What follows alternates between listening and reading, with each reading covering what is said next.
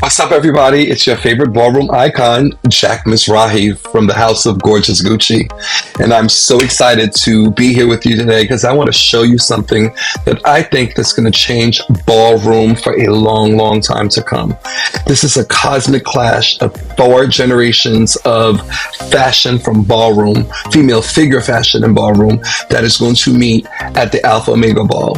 Let's get in. Catch. All right, so coming hauntingly down the runway is the iconic, pioneering one of the first 5 mothers of ballroom. This is Duchess Wong Ebony. We all know she's a Hall of Famer. We all know she's the last survivor of the first five mothers, which consisted of Harris Dupree, Fetale, Beja, Angie Extravaganza, and Avis Pendarvis. And Duchess made the 5th. But Duchess is still active and still competing in ballroom today. And here she is letting the judges know, I don't have to speak about fashion. I just got to show you what I'm wearing. She handed the judge the bag and she asked the judge to pronounce what she has on. And the judge proceeded to say Balenciaga from Paris and from head to toe. And Duchess is really feeling it. She was walking off right now. And, you know, Jason, my son, my daughter, she's on the mic because I was in the back taking a break because, the ball had really exhausted me early on, so much energy, but I was watching it from back there. R.R. Chanel, the pioneer, is actually miming my TikTok live. As you can see him having some Red Bull because he doesn't drink. And he's very funny, and you'll see so many clips of him having a say-so. Now Duchess is proceeding to come back up to the judges. Once again, you can look at the fashion.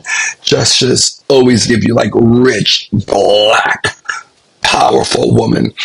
Brittany, who had gotten her 10s, and we'll go back and look at Brittany's 10s, but Brittany, who had already gotten her 10s, as you can see, just came through to make sure that the judges understood exactly what the category was coming for.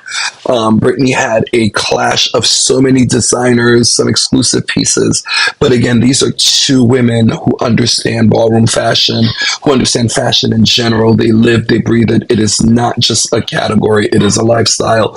Both of them have sacrificed so much to live like this for the love of fashion. And it'd be so interesting one day to go just through their archives of what they've had and what they've touched and what they've been close to. And that's one of the great things about our scene. That's one of the great things about our scene is that there's so much archives. There's so much history. There's so much audacity. There's so many things and so many places we were and we did that we shouldn't have had access to, but we were able to just because of love and passion and commitment. And here you go. See, look at it. You could never doubt the ostentatiousness of a fashionista in ballroom. Look at her pumping through, you know, look at this lady. She is one of our, you know, treasures, our golden treasures, and she is going head to toe still competing. Brittany would take this win tonight, and we can debate it and we can discuss it. We can know what was it all about, but nonetheless, Brittany was victorious. And as you can see, the disregard to the fashion, because that is the pompousness of it all. Like, I have it. I did have it, and I'm throwing it on the damn floor, whether you like it or not.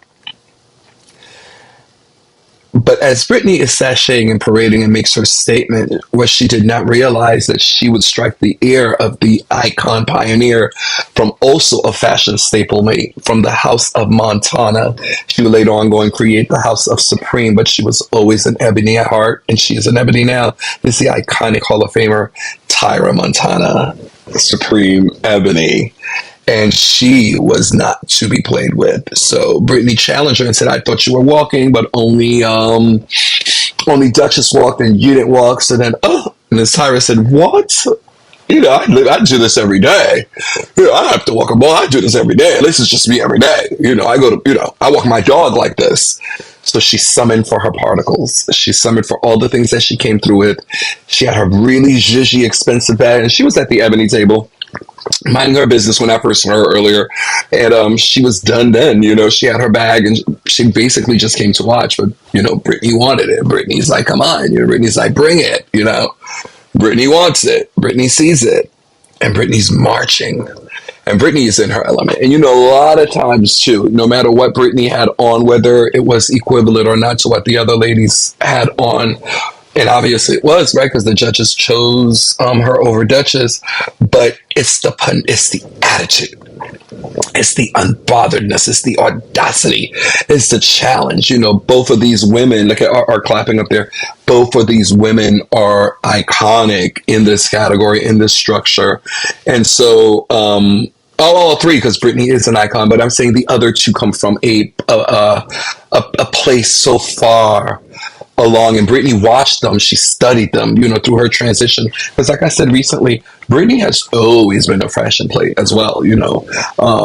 She always has, and she's studied it as well, and she's watched these women, and I'm sure she was under their tutelage and might still be under their tutelage, or sometimes, you know, seek out for advice, because who wouldn't, right? And vice versa. But what we just see in here today is just these girls just bringing us back to how fashion was in the mock ballroom, how sassy and clever. And look, here comes Tyra. Now Tyra went back and got her stuff. That one bag Tyra had, I wish we had a really super close up of this one. She's the boot bag. Ugh, it claps. It was like two boots that claps to make a bag. Oh, it was so like, what? Like, who made that? Like, oh my God, she's showing it. And, you know, look at the boots she got on. She unzipped it. She's just showing you, throwing the bag down on the floor. And it's just like, whew, you know, this is the stuff that gets you up. This is the stuff that gets you up. And I think by them doing this, we will see fashion come back. We will see Simone back on the floor. Well, she walked the latex ball a couple of years ago, right? And we will see the real fashion girls come up. And I hope this energy seeps into the Butch Queen fashion, so that way we can see a shakeup. That's all I want, is a shakeup. And these broads shook it up. Look at how she is just adamant. Like, you will not. Baby, not tonight. Look at Tyra, hands on hip, like, what? Well, we basically, Brittany was telling the judges, like, well, she is done, and I know she's one of your girls, but she's not bringing it like the category. And she was emphatic about it. Like, she's not bringing it like the category. And I think somebody's going to tell her to calm down, or somebody told her to calm down. And she'll give her, why should I? Why should I? I don't know. It was a night of many. And they're about to get scored. She's picking up her things, honey. Like, honey, let me gather my stuff up just in case they try it. Oh, and she won. She beat Tyra. Tyra hugs her. And it's all in love. You know, they'll meet again. And she told her, she whispered to her, I love you. You know, and it is love. It is love. But when you're on that floor at that moment, as long as it's not no blatant disrespect, you can let a girl know you're not having it tonight. And that's okay. But in the name of ballroom, grand prize, Brittany Bruschetto, at least for the female figures.